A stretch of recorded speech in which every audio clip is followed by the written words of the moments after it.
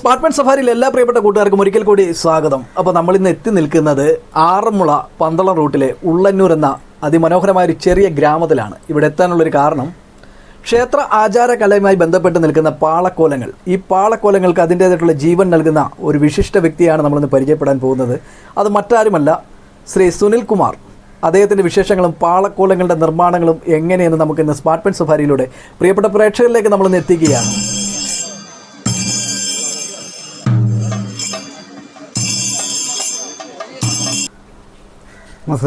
അപ്പോൾ ഇതാണ് പ്രേക്ഷകരെ നമ്മുടെ സുല്ലിയേട്ടൻ എന്ന് പറയുന്ന ആള്.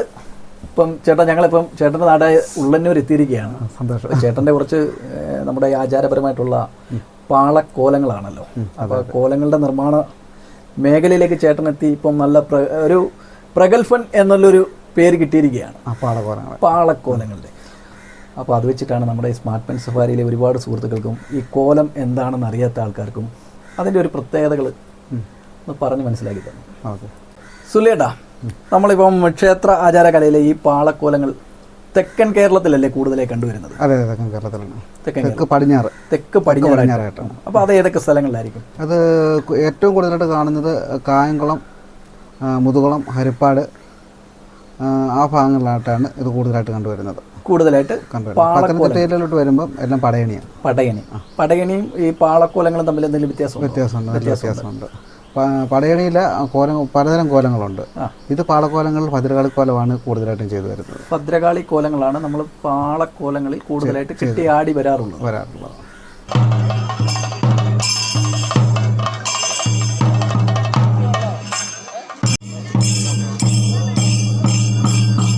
അപ്പോൾ ചേട്ടാ, നമ്മളെ ഈ പാളക്കോലങ്ങൾ നമ്മൾ നിർമ്മിക്കുവാൻ വേണ്ടിയിട്ട് എന്ത് തരം പാളയാണ് നമ്മൾ ഇതിന് ഉപയോഗിക്കുന്നത്? ഇത് നമ്മുടെ കമുകിലെ പച്ചപ്പാളയാണ്. പച്ചപ്പാള, അതായത് നമ്മൾ എന്ത് തരം പാള എന്ന് ചോദിച്ചത്, പാളയ്ക്ക് വ്യത്യാസമുണ്ടല്ലോ. പച്ചപ്പാള, പഴുത്ത പാള. അത് നമ്മൾ പച്ചപ്പാള എന്ന് പറഞ്ഞു കഴിഞ്ഞാൽ ഒരവൊന്നും ഇല്ലാത്ത നല്ല പച്ചപ്പാളയാണ് എടുക്കുന്നത്. പുറംപാള എടുത്ത് കളഞ്ഞിട്ട് അതിനുശേഷം വരുന്ന പാളയാണ് എടുക്കുന്നത്. ഒരു കമുകിൽ നിന്ന് ഒരു പാള മാത്രമേ ഇതിന് എടുക്കാറുള്ളൂ. അത് പാള എടുക്കുമ്പോൾ ആ പാള എടുത്ത് താഴെ ഇടത്തില്ല. എടുക്കുന്ന ആൾ തോളിൽ തന്നെ ഇട്ടുകൊണ്ടാണ് പാളയുമായിട്ട് ഇറങ്ങി വരുന്നത്. അപ്പോൾ അതുപോലെ തന്നെ ഈ പാളക്കോലങ്ങൾ നമ്മളത് ആചാരത്തിൻ്റെ ഭാഗമായിട്ട് ആ ക്ഷേത്രകലയുമായി ബന്ധപ്പെട്ട് നമ്മൾ ആ പാളക്കോളം ചെയ്യുന്ന സമയത്ത് നമ്മളത് വ്രതശുദ്ധിയോട് വേണ്ടി. അതെ, 7 ദിവസത്തെ വ്രതശുദ്ധി വേണമെന്നാണ് ഓരോ കോലങ്ങൾ എടുക്കുമ്പോൾ. അപ്പം ചേട്ടൻ ചെയ്തിട്ടുള്ളതിൽ പാളക്കോലങ്ങൾ പല തരത്തിലാണല്ലോ. ദേവികളുടെ മുഖം അതിൽ ആലേഖനം ചെയ്യുമ്പോൾ ഈ കോലങ്ങൾക്ക് തന്നെ വലിപ്പ വ്യത്യാസങ്ങളുണ്ടാകും. ഉണ്ട്. 21 പാള തൊട്ടാണ് തുടങ്ങുന്നത്. 21 പാള മുതലാണ് ഒരു കോലത്തിന്. 21, 41, 51, 101, 1001 പാള പടയണിക്കാണ് ചെയ്യുന്നത്. അതുപോലെ തന്നെ നമ്മൾക്കിപ്പോൾ കാണാം, ഇപ്പോൾ ഇവിടെ നടന്നുകൊണ്ടിരിക്കുന്ന ഈ പാളക്കോലത്തിൻ്റെ വർക്ക് എന്ത് ആചാരവുമായി ബന്ധപ്പെട്ടാണ്? ഇത് മുടിമാല എന്ന് പറയും. മുടിമാല എന്ന് പറയും, നേർമാല എന്ന് പറയും, നെഞ്ചുമാല എന്ന് പറയും. ഇത് പടിഞ്ഞാറൻ ക്ഷേത്രങ്ങളിൽ കൂടുതലായിട്ട് കാണുന്നതാണ്. മുടി എന്ന് പറഞ്ഞൊരു ആചാരമുണ്ട്. അത് അവിടെ പാളക്കോലവുമായിട്ട് ബന്ധമില്ല. ഇത് മുടിയാണ്. ഈ മുടിക്ക് ധരിക്കാനുള്ള നെഞ്ചുമാലയാണ് നമ്മൾ പാള കൊണ്ട് ഉണ്ടാക്കിയെടുക്കുന്നത്. അതാണ് ഇപ്പോൾ ഇവിടെ നടന്നുകൊണ്ടിരിക്കുന്നത്.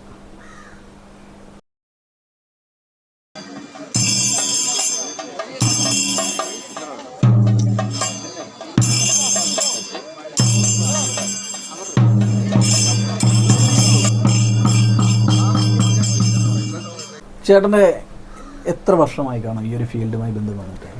ഞാൻ എനിക്കൊരു 5 വയസ്സുള്ളപ്പോൾ മുതൽ ഞാൻ അച്ഛൻ്റെ കൂടെ ഇറങ്ങിയതാണ് ഈ ഫീൽഡ്. പാരമ്പര്യമായിട്ട് അച്ഛൻ്റെ ആ ഒരു ഈ കോലൻ വരയ്ക്കുന്ന ആ ഒരു ജോലിയിലേക്ക് അതിലേക്കുള്ള ഒരു ഇഷ്ടം കൊണ്ട് ഇറങ്ങി. 5 വയസ്സിലല്ലേ? 5 വയസ്സിൽ തുടങ്ങി. അപ്പോൾ ഇത്രയും കാലമായിട്ട് അനവധി പാളക്കോലങ്ങൾ ചെയ്തിട്ടുണ്ട്. അനവധി ക്ഷേത്രങ്ങളിൽ ചെയ്ത കോലങ്ങളിൽ ഏറ്റവും വലിയ കോലം എവിടെയായിരുന്നു ചെയ്തത്? ഏറ്റവും വലിയ കോലം ചെയ്തത് ഞങ്ങൾ പടയണിയുടെ കോലമാണ്. ഓതറ ക്ഷേത്രത്തിലാണ് വലിയ കോലം, അതാണ് ചെയ്തിട്ടുള്ളത്. അല്ല, പാളക്കോളങ്ങൾ 101 പാള.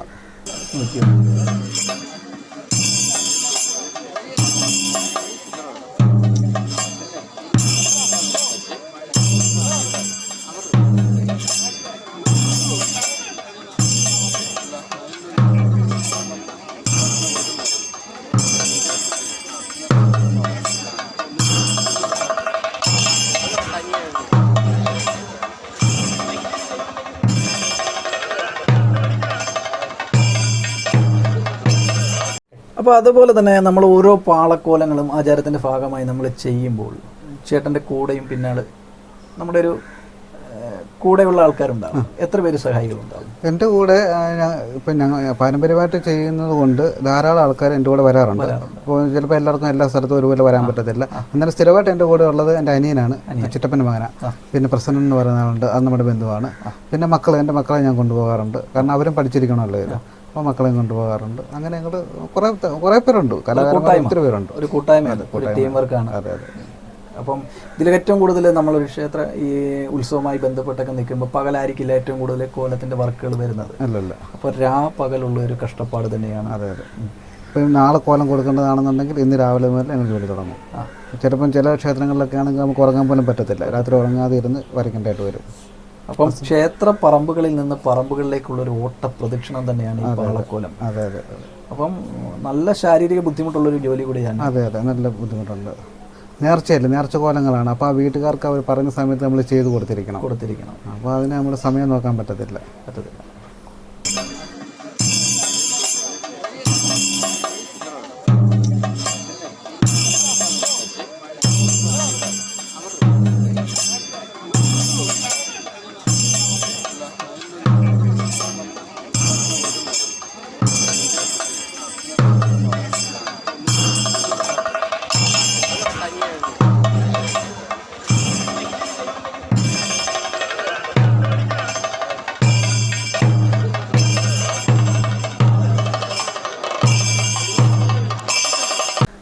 അതുപോലെ തന്നെ ചേട്ടാ, നമ്മളിപ്പം ഈ കോലങ്ങൾ എഴുതുമ്പോൾ അതിന് വർണ്ണങ്ങൾ ഉണ്ടാവുമല്ലോ.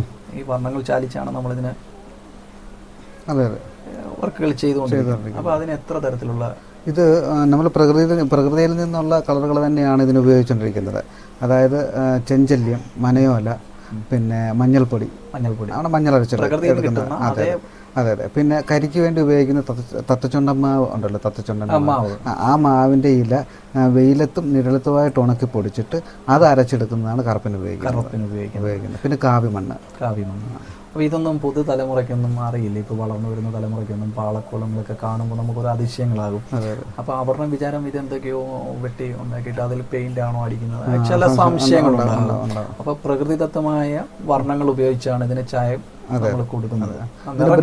ബ്രഷ് പോലും നമ്മൾ സാധാരണ ഉപയോഗിച്ചുകൊണ്ടിരിക്കുന്നത് കൈതയുടെ വേര്, പിന്നെ നമ്മുടെ കുരുത്തോല എടുക്കുമ്പോൾ അതിൽ നിന്ന് എടുക്കുന്ന മടൽ അതിൻ്റെ രണ്ട് സൈഡും ചെത്തി അത് ചതച്ചെടുത്തിട്ട് അതുകൊണ്ടുമൊക്കെയാണ് നമ്മൾ ഉപയോഗിച്ചുകൊണ്ടിരിക്കുന്നത്.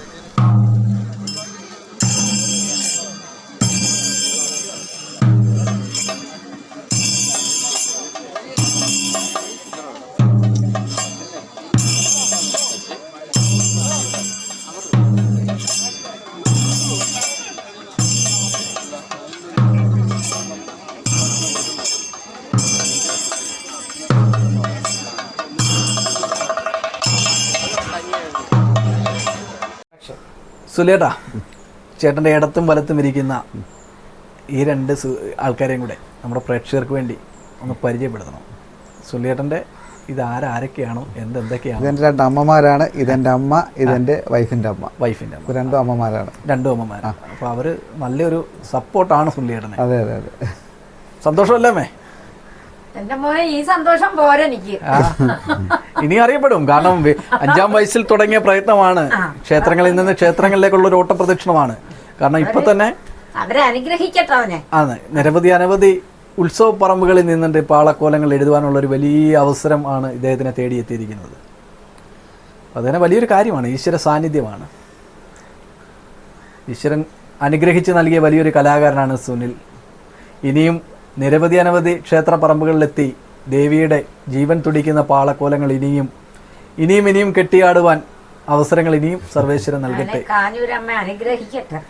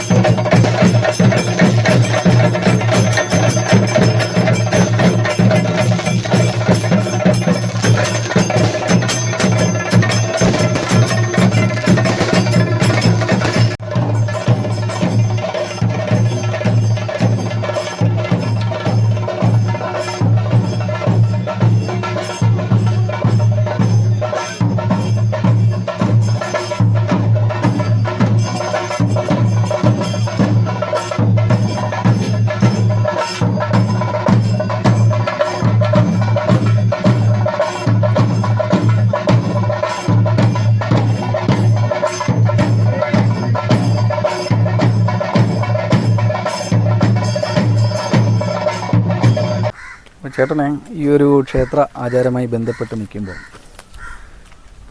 ഒരുപാട് വേദികളിലേക്ക് ഓടിയെത്താൻ പറ്റുന്നുണ്ട്. അതൊരു ദൈവത്തിൻ്റെ വലിയൊരു കഴിവെന്ന് തന്നെ നമുക്ക് പറയാം. കാരണം വീണ് പോയിടത്തുനിന്ന് എഴുന്നേക്കേണ്ടി വന്നൊരു സാഹചര്യമാണ്, ഉണ്ടായ ഒരു വലിയ പരിക്ക്. അപ്പോൾ നമുക്ക് കാണാം ഈ ഒരു വഴി പോലും വലിയ ദുർഘടമായിരുന്നു.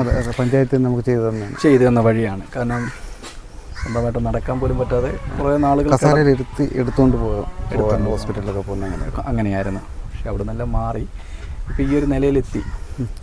ആ ഒരു അസുഖത്തിൻ്റെ എല്ലാ പ്രശ്നങ്ങളും മാറി. അത് ചിലപ്പം താങ്കൾ വിളിച്ച ഈശ്വര അല്ലെങ്കിൽ താങ്കൾ മുഖം എഴുതിയ ദേവികളുടെ ഒരു അനുഗ്രഹം എന്നേ നമുക്ക് പറയാൻ പറ്റുള്ളൂ. കാരണം അത്രത്തോളം കഷ്ടതയിൽ നിന്നാണ് ചേട്ടൻ എൻ്റെ അസുഖങ്ങളെല്ലാം മാറിയിട്ട് ഓരോ ക്ഷേത്രങ്ങളിലേക്കും വീണ്ടും വീണ്ടും വർക്കുമായി പോയിക്കൊണ്ടിരിക്കുകയാണ്. അപ്പോൾ അത് നമുക്ക് വലിയൊരു സന്തോഷമാണ്. കാരണം സുല്യേട്ടനെ വ്യക്തിപരമായി പണ്ട് മുതലേ എനിക്ക് അറിയാവുന്ന ഒരാളാണ്. അപ്പോൾ അതെല്ലാം നമ്മളെ പോലുള്ളവർക്ക് അത് വലിയൊരു സന്തോഷം തന്നെയാണ്, അസുഖങ്ങളെല്ലാം മാറി വന്നു എന്നുള്ളത്.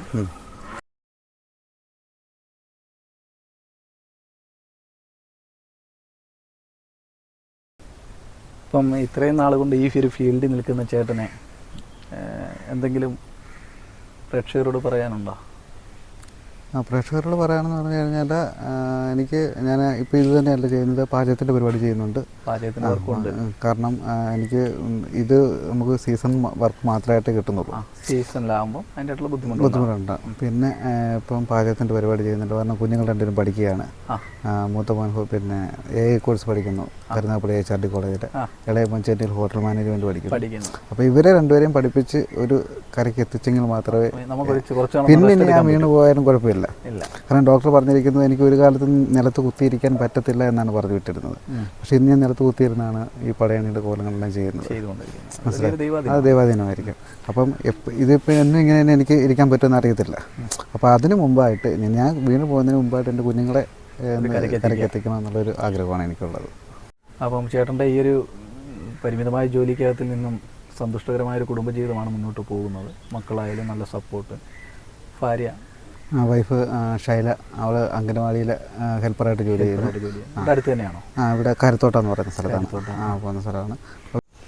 അപ്പോൾ സുല്യേട്ടാ, ചേട്ടനെ പോലെ ഒരു വ്യക്തിയെ പരിചയപ്പെടാൻ കഴിഞ്ഞതിലും അല്ലെങ്കിൽ നമ്മുടെ പ്രേക്ഷകർക്ക് വേണ്ടി പരിചയപ്പെടുത്താൻ കഴിഞ്ഞതിലും വളരെയധികം സന്തോഷം.